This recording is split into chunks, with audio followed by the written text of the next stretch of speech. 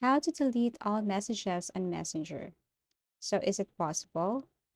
First, you have to launch your Messenger account on Facebook.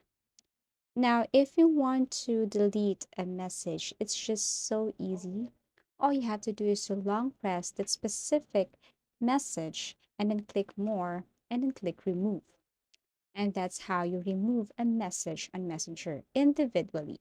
Now, if you want to remove your own message, it's also so simple. You just have to long press your message and then tap this three dots here. Then you have options.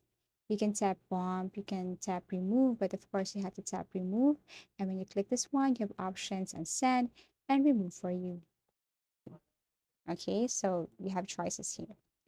Now, if you want to delete an entire conversation of a specific person, you just have to long press the conversation and then click delete. Now, of course, they will ask you again to delete the entire conversation. You just have to click delete and so on. You can also archive the conversation if you want, but if you want to really delete the entire conversation, you just have to click delete. Now, if you want to ask if you can do it inside the chat box and delete all of it, you can't do that. You have to do it one by one. And that's it. Thank you so much for watching and see you again in our next tutorials.